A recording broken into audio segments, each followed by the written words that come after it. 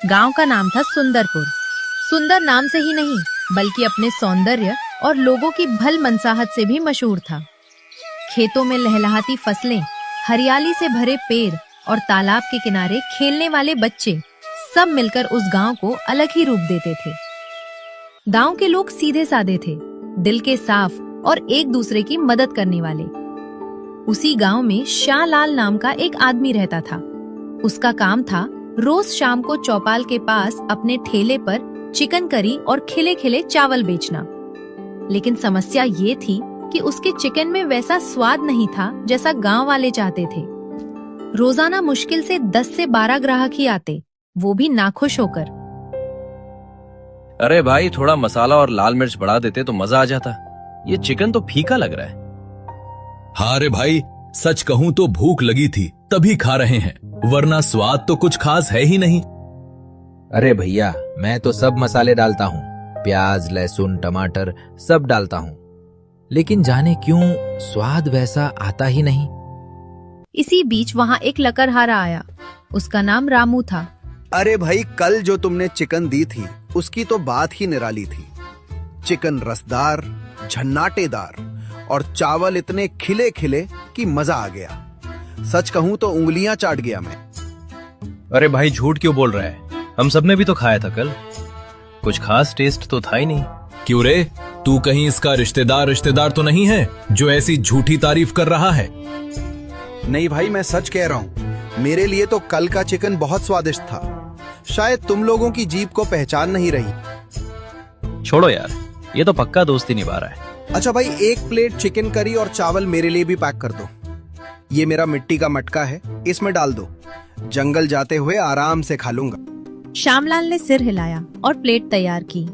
करी मटके में डाली और चावल पत्ते में बांधकर दे दिया। रामू अपने बोझे के साथ जंगल की ओर निकल गया। जंगल पहुंचकर उसने लकड़ियां काटी। थकान से उसका शरीर चूर हो गया।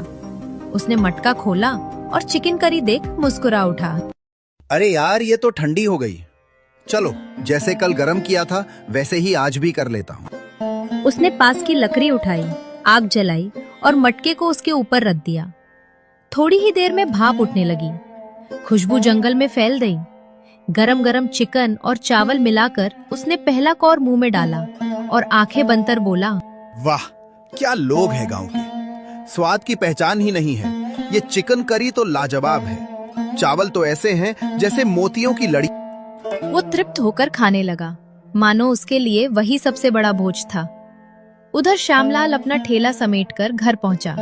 बचे हुए चिकन की हांडी लेकर अंदर गया। उसकी पत्नी मधु रसोई में इंतजार कर रही थी। क्या जी, आज भी चिकन करी बच गई? हाँ मधु, थोड़ी बच गई है। कितनी भी मेहनत कर लूं, लोगों को स्वाद ही नहीं आता। लगता है मेरे हाथों में वो जादू ही नहीं। छोड़ो जी, लोग क्या कहते हैं वो उनकी बात है। चलो अब हम दोनों मिलकर खा लेते हैं। दोनों बैठे और बचे हुए चिकन और चावल खाकर रात को सो गए। लेकिन उस रात भी श्यामलाल यही सोचता रह गया, क्यों मेरे चिकन में वो स्वाद नहीं जो लोगों को बांध ले।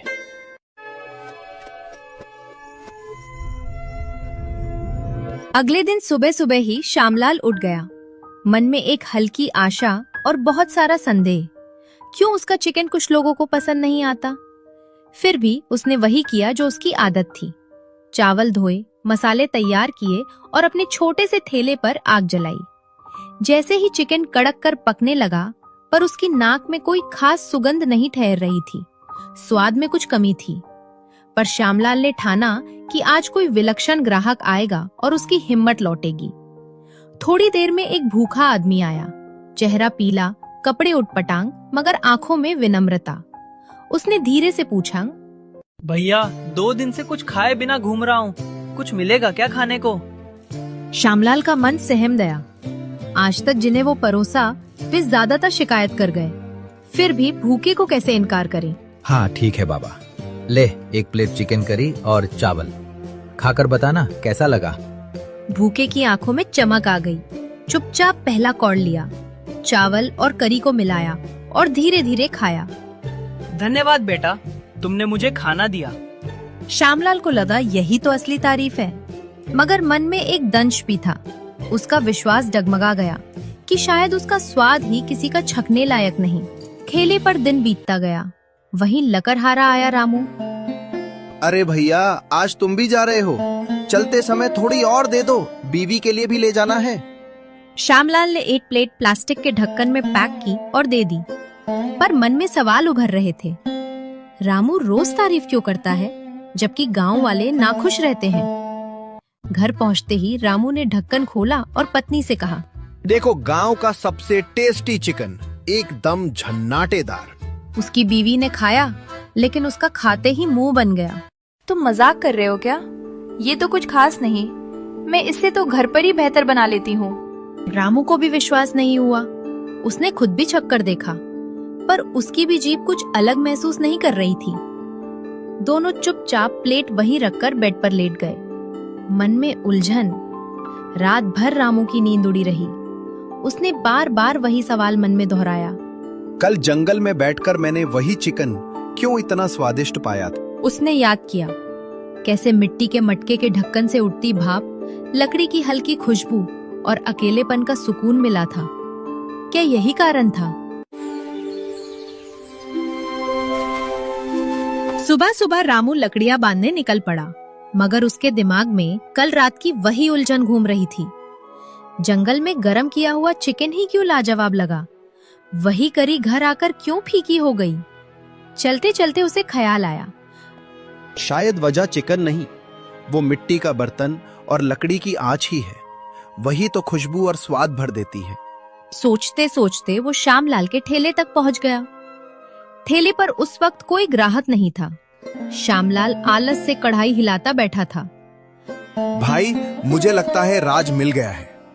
जब मैं तुम्हारा चिकन जंगल में ले जाकर मिट्टी के मटके में गर्म करता हूँ और लकड़ी पर रखता हूँ, तभी उसमें स्वाद भर जाता है। अरे भैया, ये सब तुम्हारा वहम है।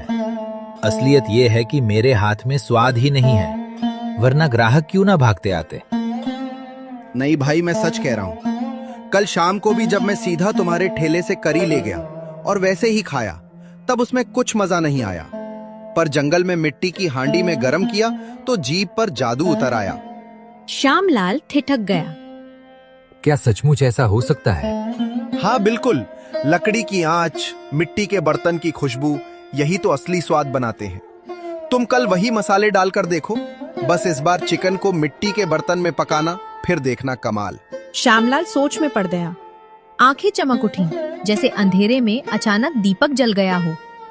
ठीक है भाई, अगर तेरा कहना सही निकला तो शायद मेरी किस्मत ही बदल जाए। किस्मत नहीं भाई, तेरी मेहनत और मिट्टी की खुशबू बदलेगी सब कुछ। अगली सुबह श्यामलाल ने जैसे ही आंख खोली, उसके मन में नई उमंग थी। आज वो पहला दिन था जब वो रामू के बताए तरीके को आजमाने जा रहा था। उसने ताजे मसाले पीसे, प्याज लहसुन भूनकर उसमें चिकन डाला और पूरा मिश्रण मिट्टी की बड़ी हांडी में भर दिया। फिर सावधानी से हांडी को ठेले पर रखा और चौपाल की ओर निकल पड़ा। चौराहे पर पहुंचकर उसने धीमी आंच पर चिकन पकाना शुरू किया। थोड़ी ही देर में मिट्टी की हांडी से भाप उठने लगी और चारों तरफ लाजवाब खुशबू फैल गई। हवा में एक अलग सी खुशबू घुल गई थी। श्यामलाल खुद भी चौंक गया। अरे, खुशबू तो पहले कभी नहीं आई। लगता है आज कुछ खास होने वाला है। तभी दो आदमी जो कभी कभार उससे चिकन लेते थे, उत्सुक होकर उसके पास आ पहुंचे। अरे भाई, आज तो बड़ी गजब खुशबू आ रही है। कोई नया मसाला डाला है क्या? और ये मिट्टी की हांडी, तुम कब से इसमें चिकन पकाने लगे? भाइयों, आज से ही ये नया तरीका अपनाया है। मसाले वही हैं, पर हांडी और लकड़ी की आंच का कमाल है। खाकर बताओ कैसी बनी है। दोनों ने बेसब्री से प्लेट ली और चिकन करी चावल के साथ छका। जैसे ही पहला कौर मुंह में गया, उनकी आंखें चमक उठी। अरे वाह, ये तो लाजवाब है। रसदार चिकन, मसालेदार करी और चावल, ऐसे कि दिल खुश हो गया। सच में भाई, किसने तुम्हें इतना बढ़िया तरीका सिखा दिया? हम तो तुम्हारे दीवाने हो गए। ये सुनते ही श्यामलाल का दिल खुशी से भर आया। उसका चेहरा खिल उठा। थोड़ी ही देर में खुशबू से आकर्षित होकर और लोग भी आ गए। देखते ही देखते उसके ठेले पर भीड़ लग गई। जो लोग पहले कभी शिकायत करते थे, वही अब तारीफों के पुल बांध रहे थे। भाई, ये तो पूरे गांव की सबसे बेहतरीन चिकन करी है। भीड़ इतनी बढ़ गई कि शाम तक उसका सारा चिकन खत्म हो गया। थैला खाली था, लेकिन पैसे की थैली भर चुकी थी। शाम को घर लौटते हुए उसके चेहरे पर आत्मविश्वास और संतोष झलक रहा था। जैसे ही वो घर पहुंचा, उसकी पत्नी मधु दौड़ कर आई। क्या जी, आज फिर बच गया चिकन? नहीं मधु, आज तो सब खत्म हो गया। और देखो कितने पैसे भी मिले। लोग तारीफ करते नहीं थक रहे थे। वाह, किसका शुक्रिया? माँ ने उस लकड़हारे का जिसने तुम्हें नया रास्ता दिखाया, या तुम्हारी मेहनत का जिसने सबको स्वाद चखाया? दोनों का। अगर रामू ना होता तो मैं हार मान चुका होता, और अगर मिट्टी की हांडी ना होती तो ये खुशबू और स्वाद दुनिया तक कैसे पहुंचता?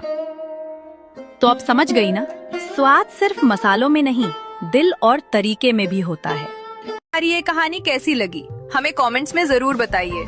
अगर आपको हमारी कहानी पसंद आती है तो चैनल को सब्सक्राइब करना नहीं भूलिएगा।